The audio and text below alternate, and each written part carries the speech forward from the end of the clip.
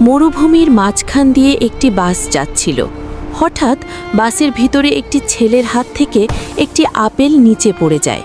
আপেলটি ফেটে একটি ছোট বীজ বের হয়ে মাটিতে গড়িয়ে যায়। কাছেই খেলছিল একটি পাপি। পাপি প্রতিদিন সেই বীজের জায়গায় পানি ঢালতে থাকে। ধীরে ধীরে বীজটি অঙ্কুর গজিয়ে চারা হয়ে ওঠে। চারা আস্তে আস্তে বড় হয়ে এক সুন্দর আপেল গাছে পরিণত হয়। অনেক আপেল ধরে পাপি গাছের নিচে ছায়ায় বসে আনন্দে দিন কাটায়। একদিন একটি মানুষ এসে গাছের সব আপেল পেড়ে ফেলে এবং গাছটিকে নষ্ট করে দেয়। পাপি কষ্টে কেঁদে খেলে।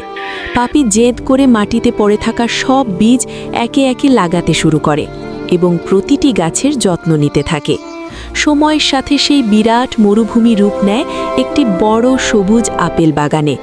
পাপি সেই বাগানে হাঁটে, বসে, খেলে এবং আনন্দে তার দিন কাটায়। ভিডিওটা ভালো লাগলে ভিডিওতে একটা লাইক করে চ্যানেলটা সাবস্ক্রাইব করে দাও। ধন্যবাদ।